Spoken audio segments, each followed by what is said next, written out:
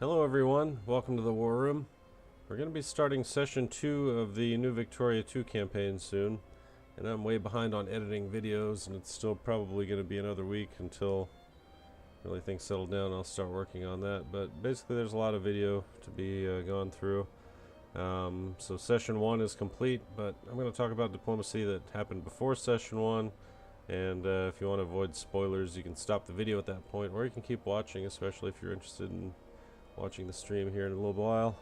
I do have a bit of a cold, so apologize if I sound a bit nasally. Also, the EU4 campaign has come to an end. We had one final session of that campaign, and basically there were just too many nations that got ruined, and in the end all of us who were left were players who didn't really want to play EU4 in the first place, so it was kind of weird. We had the vote, a bunch of people voted EU4, and over time they left, and then it was just all of us left over who didn't really want to play EU4 in the first place. So we ended up stopping the campaign. We actually played Civ 4 this past Friday. I don't know if I'm going to edit that one since it was just kind of a quick game, but might do it. Might play Civ again next weekend. Anyway, in this campaign I was given Japan, and I'll talk about the one treaty that I was going to have first. So Gurren is playing Russia, and because of Gurren playing Russia, there have been a number of changes to the rules and things to compensate just for Gurren playing as Russia. Probably the most important of these is that negotiated transfers give 3 infamy to whoever receives the transfer, and this is done through edits.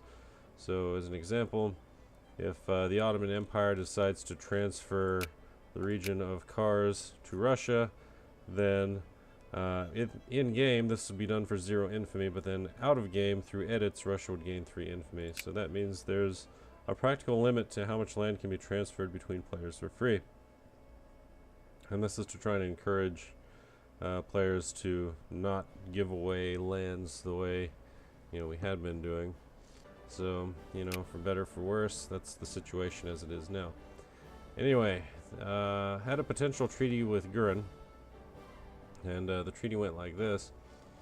Gurren would have not intervened in my taking Korea, which presumably means if I had not signed the treaty, he would have intervened in me trying to take Korea. But anyway, by signing the treaty, Gurren would agree to not intervene in my taking Korea, and in exchange for me taking Korea, I would give him the northern state. And I had some second thoughts about this, but in the end I was like, sure, why not? At least it'll keep Gurren happy, and then I won't have to worry about him. But then he told me his plan for this, which was after he got the northern state, he was going to release Korea as this single state of, he was going to release Pyongyang as a single state Korea. And if you know how crises work, that means essentially, Korea is bad enough on its own when Japan owns it, but Korea that's released and then has 3 additional states under Japanese control, this would just be constant crisis. Basically every single crisis would be in Korea. So at that point I was like, no, I'll pass. And thankfully Gurren hadn't already signed the treaty, because otherwise I wouldn't have been able to back out. But I was able to back out, and so I didn't have to take any penalties for that. And even if I hadn't been able to back out, I probably would have just taken the penalties, because at that point it would have just been really stupid. There's also been a limit to the penalties, because as we saw in the last campaign, having 25 infamy, the penalty for every single treaty, is kind of ridiculous, because it just means you can never break a treaty. So penalties have been dropped to 10 infamy. There were some other treaties. Russia and Prussia agreed to a defensive alliance. Russia agreed to aid Prussia in the formation of NGF by war if needed. And Prussia agreed to spend 10 infamy on non-player territory of Russia's choosing. And Russia will join on Prussia's side and basically do the fighting, and then be transferred that land through negotiated transfer. I guess at this point I should mention how Gurren diplomacy works. Gurren diplomacy is a sort of extortion racket, where he comes into your country and says, that's a nice looking country you've got there. Shame if anything were to happen to it. If you want, I could ally you and you can transfer me stuff, or I could ally everyone around you and kill you. But, it's your choice. So of course everyone that gets this offer, especially new players, is going to take the offer. So obviously Prussia doesn't want to get ganged up on, so Prussia wants to take it. And this applied to a number of different players. So Prussia was the first one to sign it. We also have, a Swedish and Russian agreement which was Russia would agree to let Sweden sphere Finland and diplo-annex them, which obviously means that Sweden would have to become a great power first. Sweden agrees to also spend 10 infamy on non-player territory of Russia's choosing, and Russia would do the fighting, Sweden gets the land, and then Sweden transfers it to Russia. There's no other alliance implied. There's no helping Sweden become a great power. It's simply Sweden has to become a great power and will be allowed to diplo-annex Finland. In exchange, Russia gets some free land. We have a Russian-Austrian non-aggression pact. Austria does not interfere in the formation of NGF, so this is sort of Göring exerting his influence on behalf of Prussia on Austria. And then Austria agrees to spend up to 22 infamy on non-player territory of Russia's choosing, blah blah blah, etc., etc. Same thing as before. So basically, Russia got a hell of a deal here. He said, shame if anything were to happen to Galicia here, East and West Galicia. It'd be a real shame if you lost all those pops. And then Austria just kind of bent over backwards and said, okay, sure, you can have 22 infamy worth of land. And the penalty for breaking this was 10 infamy, etc., etc., same deal. So basically Russia was getting 10 infamy from Sweden, 10 from Prussia, up to 22 from Austria, and for every state that was transferred to Russia, that would have been 3 infamy that Russia would have gotten. But basically, 12 infamy for, what is that, 22 plus 42 infamy for the cost of 12 so far. Let's see what else running through the treaties here. There's a Russian-Ottoman agreement. Ottomans agreed to free Moldavia from puppet state, and Ottomans must release Wallachia, blah blah blah. Ottomans agree to not interfere in the formation of NGF, and basically they have a defensive alliance. So this is just to facilitate the land grab. So basically Russia is defending the Ottomans in exchange for facilitating the Russian land grab and helping Austria, Prussia, and Sweden indirectly. So again, small penalties for breaking that. So I believe that was it for the Göring treaties. And in the West, we have a French-Italian alliance, where France, being played by Tuasim, entered into an offensive-defensive alliance with Sardinia and Piedmont, which is played by Biden. And small penalty for breaking. Basically, France is helping Italy form. And also, Tuasim got an alliance, a defensive alliance with the Netherlands. France agrees to aid the Netherlands in a single offensive war to take back Belgium. It's pretty standard stuff here. Basically, defensive alliance, I believe offensive, defensive, whatever that was I just said. So France has its little block. Russia has a giant block. UK has no treaties, I believe. And then I was kind of on my own as well. Now in sort of a weird twist, though, Austria also entered a defensive alliance with Sardinia, Piedmont, and France. So, in order to do this makes no sense. But as part of the treaty, Austria agreed to give Sardinia, Piedmont the Italian cores, so basically Lombardia. And, since those are the only Italian cores at the start of the game. And I don't think this carried on to anything else, but Venice was also included in the treaties. So Lombardia and Venetia were both transferred to Sardinia Piedmont as part of this treaty, and I don't understand why. I mean, it's pretty obvious to me that this was just taking advantage of a new player, because he already had the backing of Russia on this side. There's no real reason he would have to give this up to Sardinia Piedmont in exchange for another defensive alliance. Maybe he just forgot that he'd already signed an alliance or something, but in any case, it just made no sense. So basically, before the first session even started, Austria had lost Lombardia and Venetia in exchange for nothing, and devoted 22 infamy to Russia, again, in exchange for nothing. Doesn't really make sense, but it's the way it goes. Finally, on the French side, we also have a defensive alliance between Spain and France. Spain agrees it will not colonize West Africa and Central Africa other than Morocco. So basically they're partitioning Africa here, where France gets western parts, who knows where, basically somewhere in this area. and Spain stays in the north and doesn't compete with France. So France is basically positioning itself to be the major rival of the UK in Africa.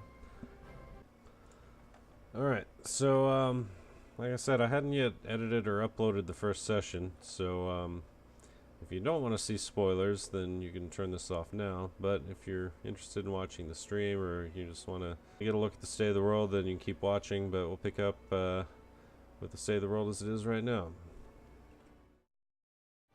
A lot of shenanigans happened in the first session, so I'll just start with the simple stuff, which is over in the Far East.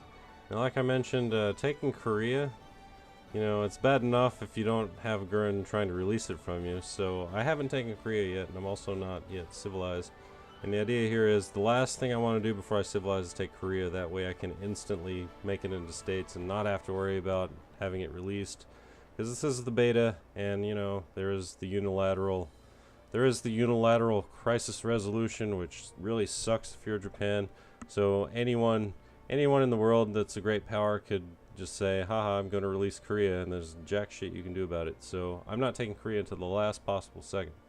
What I have done, though, is I've taken Akka, I've taken Banda Akka, and also Johor, which the UK has been kind of messing around a little bit. He's done some stuff in India, but he's been kind of slow over here.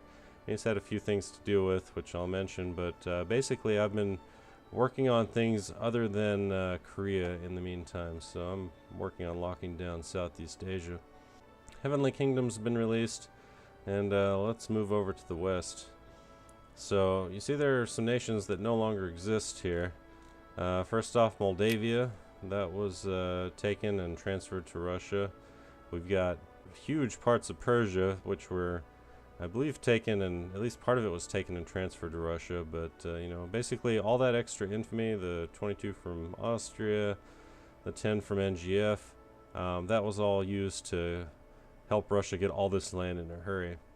And as you can see right now, Russia's got, let's see, what do they have? Russia's got 16 infamy, which is practically nothing for all the land that they have, including the minor conquest here.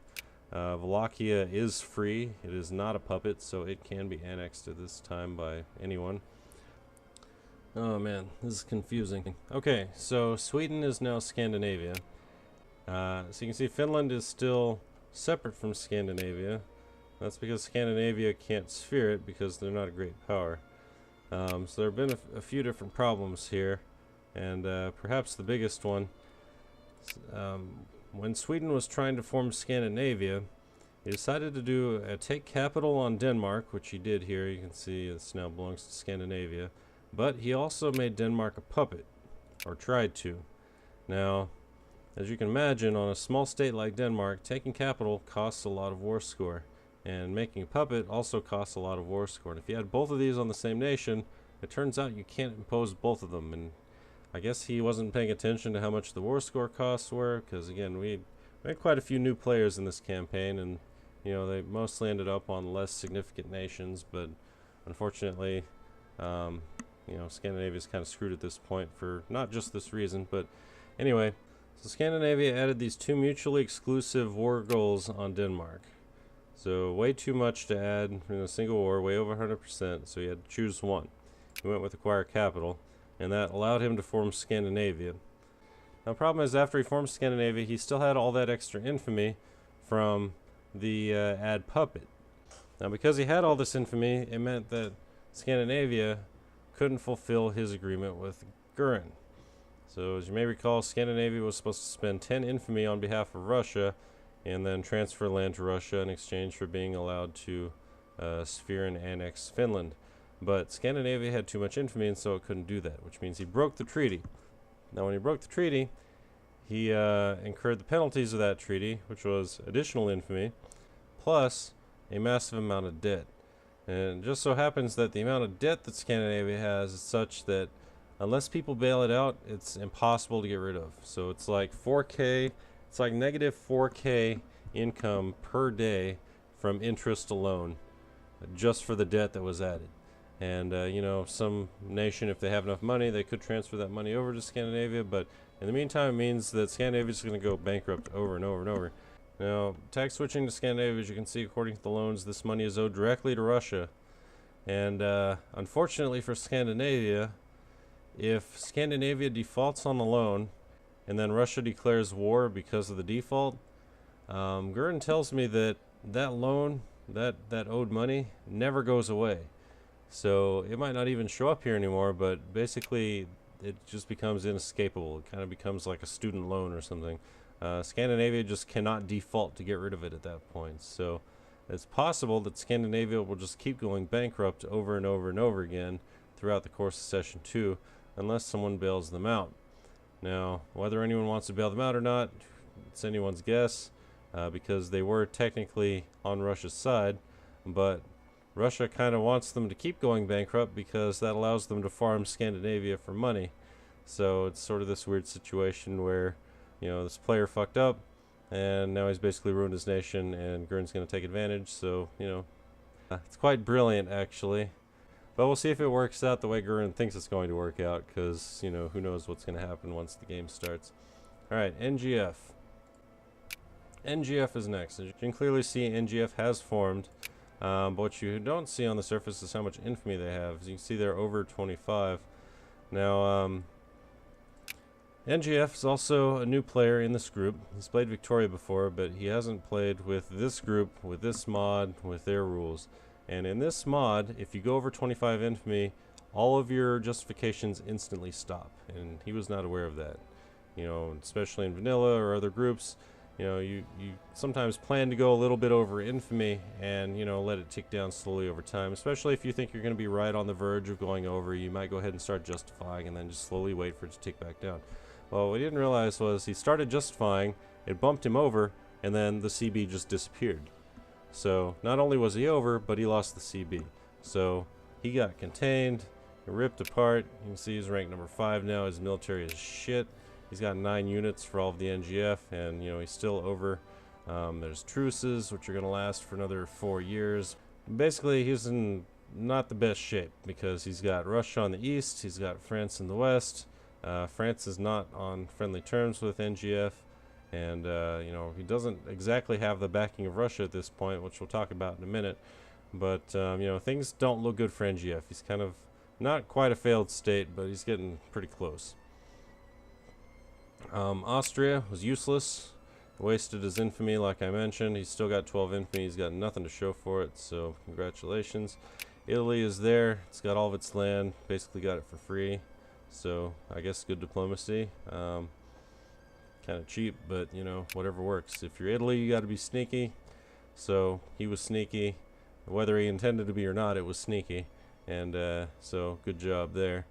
Ottomans kind of fucking around in Arabia, where really they should have been going into Egypt, because now we've got Greek Egypt. So Burgundy's playing Greece, and Greece has got some deals worked out, but basically he's come down here, traded some infamy, and now he's got part of Egypt, and he might actually get the some land in Africa. We'll see. It'd be interesting to see some Greek land down in this area, but if he crashes and burns, then obviously not, but we'll see. And I believe that's it down in this part of the world. Netherlands has done nothing in this area, which is fine. He has taken over Belgium, but it was a little bit inefficient the way he did that, as I recall. Rather than doing a restore order, he took a single state first. So it was really weird looking. He had like this state on the bottom, he had Wallonie, and then he had the Netherlands, so it was like a Belgium sandwich here. And then he finally finished it off. And I think that Belgium sandwich is what screwed over the NGF. And I think that's what he wasted his infamy on when it knocked him over. Spain, pretty quiet. Took over most of Morocco, but otherwise not a whole lot going on.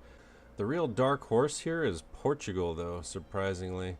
So Portugal came into this game. You almost never have a Portugal, because they just get ripped apart. But we had a Portugal because there were so many players.